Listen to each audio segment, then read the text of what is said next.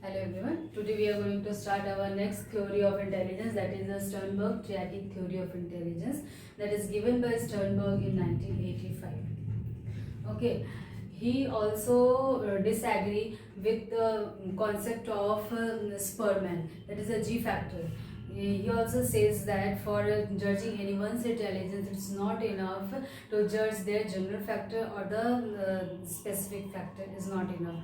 But he agree with the theory of intelligence of Gardner, that is a multiple factor theory. He has agreed with Gardner. ठीक है.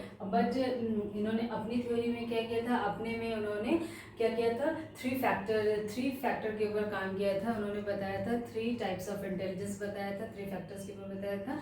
उन्होंने इस ये दिया था. और फिर अकॉर्डिंग टू स्टर्नबर्ग इंटेलिजेंस क्या है, उन्होंने ये बताया था कि कोई भी एक सिचुएशन को हम अच्छी तरह से अडेप्ट करें, उसको अडेप्ट करना, उसको शेप अप करना, उसको अच्छी तरह से शेप अप करना और उसका जो सॉल्यूशन है उसको अच्छी तरह से सेलेक्ट करना फॉर अचीविंग वंस गोल. अपने गोल को अचीव करने के लिए, अपने किसी भी एक टारगेट को अचीव करने के लिए, अच्छी तरह से अचीव करने के लिए ये 3 चीज़ों का होना ज़रूरी है. और ऐसे पर्सन जो अच्छी तरह से सिचुएशन को अडेप्ट करे, उसको शेप अप करे और उसके जो सॉल्यूशन है उसको अच्छी तरह से सेलेक्ट करे अपने गोल को अचीव करने के लिए, ऐसे पर्सन इंटेलिजेंस होते हैं.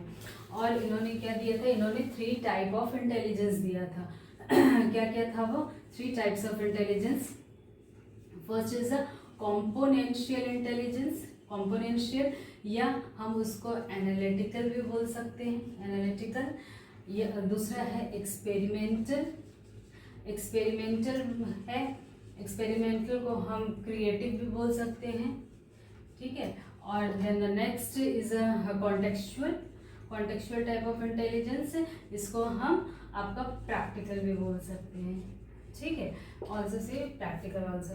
तो फर्स्ट कॉम्पोनेंशियल और एनालिटिकल इंटेलिजेंस, इसमें उन्होंने क्या बताया था, कॉन्टेक्चुअल या कॉम्पोनेंशियल या एनालिटिकल इंटेलिजेंस में उन्होंने बताया था एबिलिटी, जिससे हम क्रिटिकली या एनालिटिकली चीज़ों को थिंक कर सकते हैं, सोच सकते हैं और उसका सॉल्यूशन निकाल सकते हैं. ऐसी चीज़ें इन्होंने इसमें सबसे ज़्यादा उन्होंने किस में फोकस किया था, एकेडमिक, इसमें एकेडमिक अचीवमेंट में. ठीक है. एकेडमिक अचीवमेंट में इन्होंने ज़्यादा फोकस किया था. इसमें उन्होंने कहा था तो इसीलिए इसको हम एकेडमिक अचीवमेंट में फोकस किया था, इसीलिए इसको हम बुक स्मार्ट भी बोलते हैं. कॉम्पोनेंशियल एनालिटिकल को हम बुक स्मार्ट भी बोलते हैं. ठीक है. और इसके अंदर इन्होंने 3 कॉम्पोनेंट्स दिए थे. 3 कॉम्पोनेंट्स दिए थे. तो क्या क्या कॉम्पोनेंट्स है हम देखेंगे. 1 2 3. फर्स्ट कंपोनेंट है आपका knowledge acquisition component. Knowledge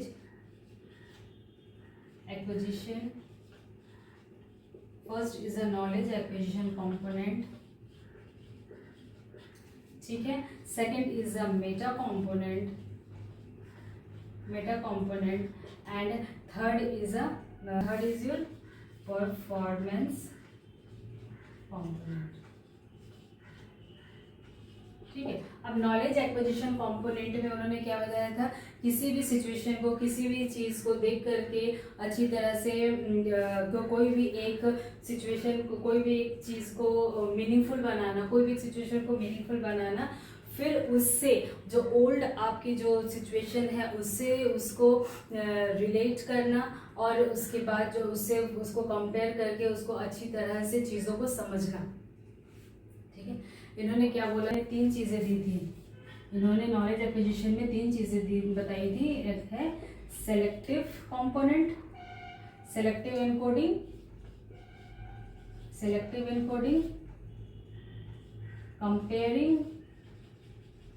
comparing and combination. ठीक है. 3 चीज़ें दी थी. यानी कि कोई भी एक चीज़ को नॉलेज एक्विजिशन कंपोनेंट में क्या होगा, कोई भी एक सिचुएशन को या कोई भी एक चीज़ को लेना, उसको मीनिंगफुल तरह से उसको इंपोर्ट करना, उसको समझना और समझने के लिए क्या करना, जो पुरानी ओल्ड मेमोरी में जो चीज़ें हैं उसके साथ उसको कंपेयर करना और उसके साथ उसको कंबाइन करके चीज़ों को अच्छी तरह से समझना। ये हो गया आपका नॉलेज एक्विजिशन कंपोनेंट। और सेकंड उन्होंने क्या दिया था, मेटा कंपोनेंट। मेटा कंपोनेंट में उन्होंने क्या बताया था, मेटा कंपोनेंट में बताया था कि वो जो नॉलेज जो खुद की अपनी थिंकिंग से निकल के आती है, ठीक है, जो योर ओन थिंकिंग से, अपनी थिंकिंग से जो नॉलेज निकल के आती है, डायरेक्ट योर ओन थिंकिंग, उसको अच्छी तरह से क्या करना, उसको अच्छी तरह से कंट्रोल करना, मॉनिटर करना, इवेलुएट करना, ये सारी चीज़ें करना। और वो इस थिंकिंग को उन्होंने, मेटा कंपोनेंट को उन्होंने हायर ऑर्डर थिंकिंग में रखा था। और जो कि उन्होंने ये भी बताया था ये कहाँ काम आते हैं, ये प्रोसेस ऑफ प्लानिंग में, किसी भी काम को करने के लिए, कोई प्लान करने के लिए बहुत अच्छी तरह से काम आता है, प्लान करने के लिए, डिसीजन मेकिंग के लिए ये मेटा कंपोनेंट काम आता है। अब उसके बाद उन्होंने क्या दिया था, परफॉर्मेंस कंपोनेंट। जो हमने मेटा कंपोनेंट में जो चीज़ें सोची हैं, जो चीज़ें करी हैं, प्लान किया है, डिसीजन लिया है, उसको हम कैसे परफॉर्म करते हैं, उसको हम कैसे परफॉर्म करें, कितना ब्यूटीफुली, कितना इंटेलिजेंटली उसको हम परफॉर्म करें, that come in your performance component. तो यहाँ पर उन्होंने कॉम्पोनेंशियल एनालिटिक का जो फर्स्ट उनका जो टाइप था, जो स्टर्नबर्ग की थ्योरी में इंटेलिजेंस, स्टर्नबर्ग इंटेलिजेंस थ्योरी में जो फर्स्ट टाइप था दैट इज अ कॉम्पोनेंशियल या एनालिटिक में उन्होंने क्या बताया था कि इसमें आप कोई भी चीज़ को, कोई भी एक सिचुएशन को या कोई भी चीज़ को अच्छी तरह से लेते हो, उसको समझने की एनालिटिकली या एनालिटिकली उसको सोचने की कोशिश करते हो, उसको अच्छी तरह से परफॉर्म करते हो। और उसके कितने कंपोनेंट्स होते हैं, उसके 3 कंपोनेंट्स हैं, that is the knowledge acquisition component, Meta component and performance component. Knowledge acquisition component में क्या करते हैं, हम कोई भी न्यू चीज़ को लेते हैं, उसको हम एक अच्छी तरह से उसको सेलेक्ट करते हैं, उसको हम सोचते हैं, एनकोड करते हैं, अपने ब्रेन में लेते हैं और उसको हम किसकी हेल्प से सोचते हैं, उसको हम किसी पुरानी चीज़ से कंपेयर करते हैं, ठीक है। फॉर एग्जाम्पल आपने कोई भी आपको एक सिचुएशन आया कि ऐसे एक सिचुएशन आ गया, एग्जामिनेशन आ गया, तो आपने पहला एग्ज़ाम कैसा दिया था, कैसे उसमें प्रिपरेशन की थी, तो आप उसको उससे कंपेयर करोगे कि मैंने इतने इतने आवर्स पढ़ा था तो हमारा सही हुआ था, तो हम इस बार भी इतना पढ़ेंगे। फिर उसको क्या करोगे, फिर उसको कंबाइन करोगे उसके चीज़ से, ठीक है, ओल्ड मेमोरी को न्यू मेमोरी से कंबाइन करोगे, फिर आप उसको परफॉर्म करोगे, that is your knowledge acquisition component. Then the meta component में क्या था, मेटा कंपोनेंट में जो खुद की आपकी थिंकिंग है उसमें आप वर्क करोगे, आपके अंदर जो भी खुद का सोचा हुआ चीज़ है उसमें आप वर्क करोगे। तो ये मेन इंपॉर्टेंट कहाँ आता है काम, प्लानिंग में, डिसीजन मेकिंग में। और देन द परफॉर्मेंस कंपोनेंट में क्या होगा, परफॉर्मेंस कंपोनेंट में जो चीज़ें आपने सोची हैं, जो चीज़ें आपने मेटा कंपोनेंट में सोची हैं उसको आप परफॉर्म करोगे। Now we are going to see our next, that is the second type of intelligence, that is your experimental, that is your experimental, or you can also say it as a creative, ठीक है, creative intelligence. इसमें क्या है आपका, इसमें ये आपका होगा using past experience, past experience को यूज करके चीज़ों को सॉल्व करना, प्रॉब्लम को सॉल्व करना। कितने अच्छी तरह से आप पास्ट एक्सपीरियंस को सीख करके, पास्ट एक्सपीरियंस को जान करके अभी जो न्यू प्रॉब्लम्स है या न्यू सिचुएशन है उसको हम कितनी अच्छी तरह से हम उसको सॉल्व कर सकते हैं, ठीक है। ये होगा आपका, ये मोर यूजफुल किस में होगा, टू मेक न्यू डिसीजन, कोई भी एक न्यू डिसीजन लेने में ये हेल्पफुल होगा। और इसमें जो है आपके 2 कंपोनेंट्स होते हैं, 2 components are there,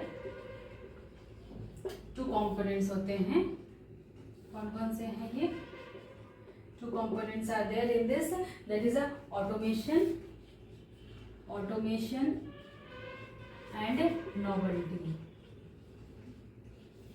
novelty, automation में क्या है, ये तो ऑटोमेटिकली है, ऑटोमेटिकली जो अभी जो न्यू सिचुएशन है, न्यू चीज़ें आप कर रहे हो, तो ओल्ड एक्सपीरियंस को आपको याद करके ऑटोमेटिकली वो ओल्ड एक्सपीरियंस याद आ जाएगा और फिर आप जो है उसको न्यू डिसीजन लेने में हेल्पफुल होगा। लेकिन नॉवेल्टी में क्या है, नॉवेल्टी में क्या है, नॉवेल्टी में आपको जो न्यू आइडियाज़ आएंगे, ठीक है। Novelty is more important in this. Experiment में, एक्सपेरिमेंटल या क्रिएटिविटी में जितनी अच्छी आपकी क्रिएटिविटी होगी, जितना अच्छा आपके अंदर क्रिएटिविटी वाले माइंड होगा, उतने अच्छे अच्छे न्यू आइडियाज आएंगे। तो इसमें क्या है, एक्सपेरिमेंटली में हम लोग क्या करते हैं, पास्ट एक्सपीरियंस को लेकर के कोई प्रॉब्लम को सॉल्व करना, और ये मोर यूजफुल होता है टू मेक न्यू डिसीजंस के लिए, न्यू डिसीजंस को करने के लिए, न्यू इन्वेंशन को करने के लिए, और ability to perform new ideas. तो ये करने के लिए आपका एक्सपेरिमेंटल या क्रिएटिव ये यूजफुल होता है, जिसमें ऑटोमेशन में क्या होता है, ऑटोमेशन में नॉट रिक्वायर मच एफर्ट लगाने की ज़्यादा ज़रूरत नहीं होती, लेकिन इसमें नॉवेल्टी में क्या होता है, नॉवेल्टी वाले कंपोनेंट में आपको एफर्ट लगाने की ज़रूरत होती है for generating your new ideas. ठीक है, तो ये this is our second type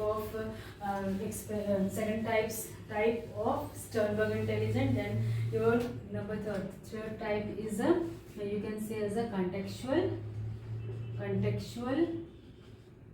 और प्रैक्टिकल। इसको हम contextual भी बोलते हैं और प्रैक्टिकल में बोलते हैं। ठीक है, इसमें क्या है, ability to deal with environment on daily life. अब इसमें प्रैक्टिकली आप जो चीज़ें आप डेली लाइफ में, डेली रूटीन में कर रहे हो, डेली लाइफ में उसको डील करने के लिए, उसको इंटेलिजेंटली डील आप कैसे कर रहे हो, उसको कितनी अच्छी तरह से आप हैंडल कर रहे हो, अपने सुबह से शाम तक का जो आपका स्केड्यूल है उसको आप कितनी अच्छी तरह से मैनेज कर रहे हो, टाइम मैनेजमेंट कितना अच्छा हो रहा है आपका। तो ये सारे कुछ जो प्रैक्टिकल जो आपका हो रहा है, आपका सुबह से शाम तक आपका जो भी डेली बेसिस पे जो भी वर्क हो रहा है, इसको आप कितने ब्यूटीफुली आप इसको वर्क कर रहे हो, इसको हम स्ट्रीट स्मार्ट भी बोलते हैं। ठीक है, इसको हम स्ट्रीट स्मार्ट भी बोलते हैं। स्ट्रीट स्मार्ट मतलब पर्सन जो हाई होगा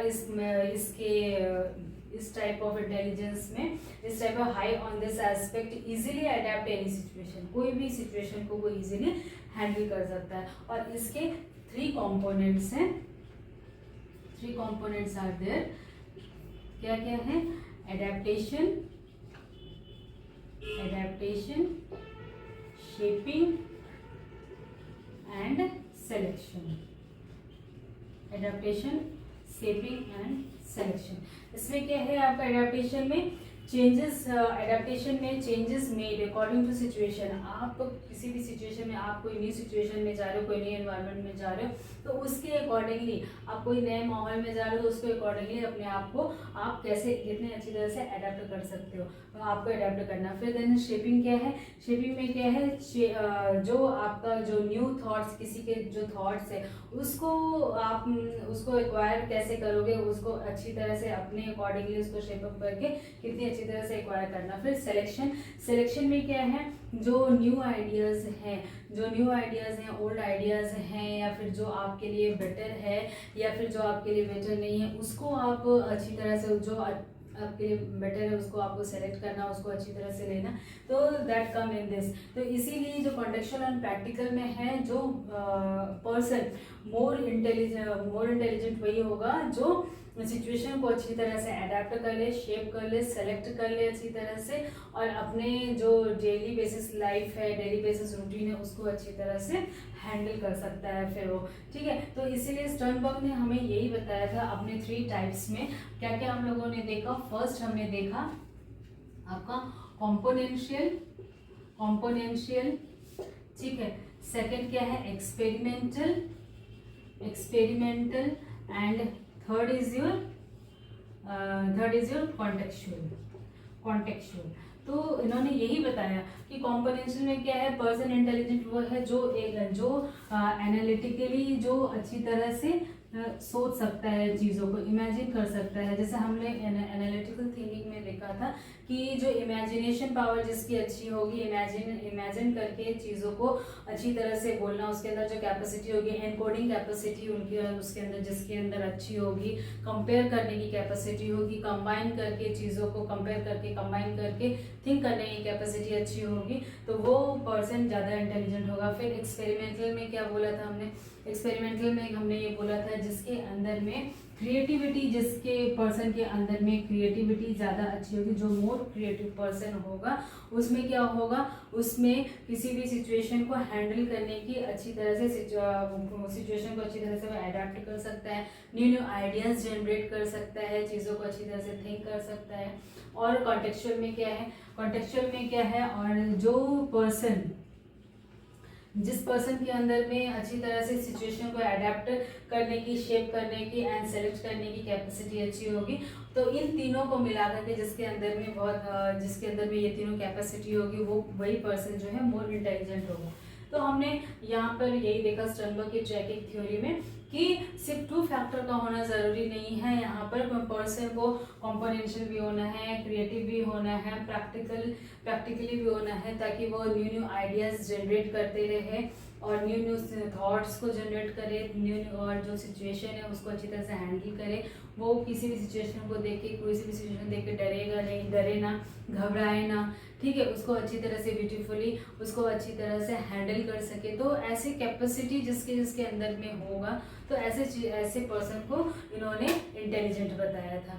तो according to Sternberg tracking theory which given by Sternberg in 1985, these 3 types are more important for judging anyone's intelligence. Okay, now that's all for today. If you like my video, please subscribe my channel, share and like my video. Okay, thank you so much for watching my video. Okay, thank you so much.